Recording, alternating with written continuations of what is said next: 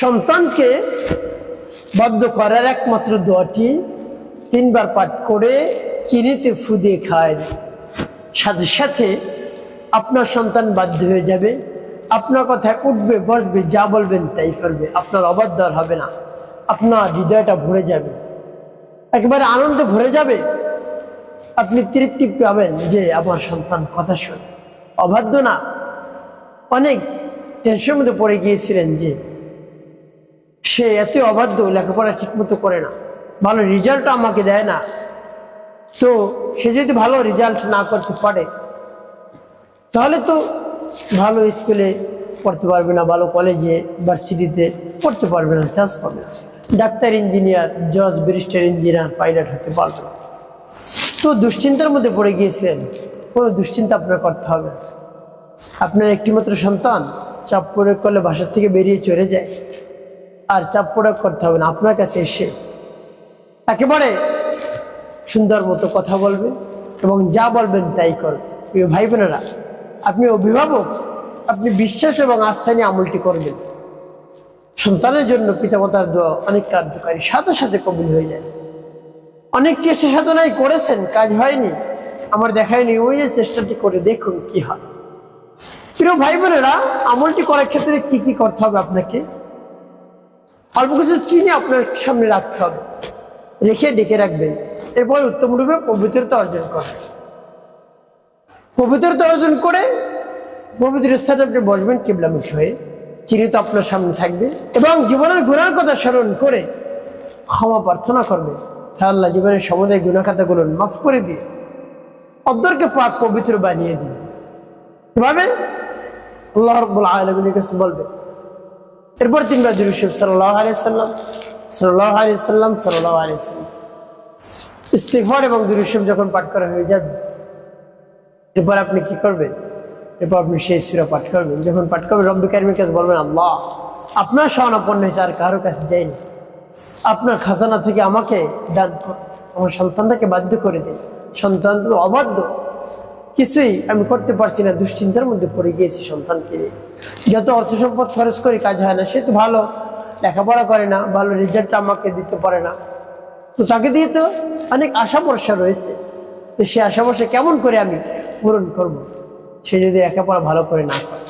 তবে রব্বুল কারীমের কাছে বলবেন, এরপরে সূরাটি পাঠ করবেন। পরবর্তী কি করবেন, চিনি কেমন করে ব্যবহার করবেন আমি বলে দিচ্ছি। আগে সূরাটি বলে নেই। বিসমিল্লাহির রাহমানির রহিম।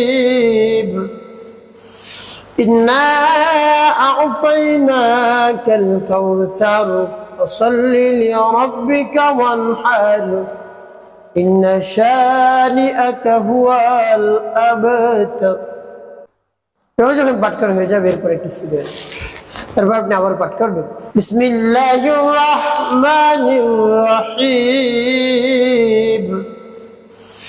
ইন্না আ'তাইনাকাল কাউসার ফাসাল্লি লিরাব্বিকা ওয়ানহার ইন্না শানিআকা হুয়াল আবতার। এরপর আপনি মনে করেন আবার পাঠ করবেন। বিসমিল্লাহির রাহমানির রহিম। ইন্না আ'তাইনাকাল কাউসার ফাসাল্লি লিরাব্বিকা ওয়ানহার ইন্না শানিআকা হুয়াল আবতার। পাঠ করেন। প্রিয় কতবার গুনে করে 3 বার পাঠ করে 3টি ফু দেবেন। এরপর পাঠ করবেন, আল্লাহুম্মা ফাক্কিহু ফিদ-দীন ওয়া আল্লিমহু আত-তা'ওয়ীল। আল্লাহুম্মা ফাক্কিহু ফিদ-দীন ওয়া আল্লিমহু আত-তা'ওয়ীল। এটাও আপনি 3 বার পাঠ করে ফু দেবেন। তারপরে সর্বশেষ নবীজি সাল্লাল্লাহু আলাইহি ওয়াসাল্লাম মুহাব্বতকে ভালোবাসা নিয়ে আপনি গুনে করে 5 বার দুরূদ ইব্রাহিম পাঠ করবেন। আল্লাহুম্মা সাল্লি আলা মুহাম্মাদ ওয়া আলা আলি মুহাম্মাদ কামা সাল্লাইতা আলা ইব্রাহিম ওয়া আলা আলি ইব্রাহিম ইন্নাকা হামিদুম মাজিদ। আল্লাহুম্মা বারিক আলা মুহাম্মাদ ওয়া আলা আলি মুহাম্মাদ কামা বারাকতা আলা ইব্রাহিম ওয়া আলা আলি ইব্রাহিম ইন্নাকা হামিদুম মাজিদ। আল্লাহুম্মা সাল্লি আলা মুহাম্মাদ ওয়া আলা আলি মুহাম্মাদ কামা সাল্লাইতা আলা ইব্রাহিম وعلى آل إبراهيم إنك حميد مجيد اللهم بارك على محمد وعلى آل محمد كما باركت على إبراهيم وعلى آل إبراهيم إنك حميد مجيد اللهم صل على محمد وعلى آل محمد كما صليت على إبراهيم وعلى آل إبراهيم إنك حميد مجيد اللهم بارك على محمد وعلى آل محمد كما باركت على إبراهيم وعلى آل إبراهيم إنك حميد مجيد اللهم صل على محمد وعلى آل محمد كما صليت على إبراهيم وعلى آل إبراهيم إنك حميد مجيد اللهم بارك على محمد وعلى آل محمد كما باركت على إبراهيم وعلى آل إبراهيم إنك حميد مجيد اللهم صل على محمد وعلى آل محمد كما صليت على إبراهيم وعلى آل إبراهيم إنك حميد مجيد اللهم بارك على محمد وعلى آل محمد كما باركت على إبراهيم وعلى آل إبراهيم إنك حميد مجيد এভাবে যখন দুটি বিরাম পাঠ করা হয়ে যাবে এরপরে কি করবেন দুটি ফু দিবেন ভাই বোনা চিনি পড়া হয়ে গেল চিনি কেমন করে ব্যবহার করবেন বলে দিচ্ছি তার পূর্বে বলবো আমলের শেষেই সাথে সাথে রব্বে কারিমের কাছে অনুনয় বিনয় করে আকুতি মিনিত করে চোখের পানি ফেলিয়ে তার বরাদ্দ কথা প্রকাশ করে তার প্রশংসকের তার কাছে বলবে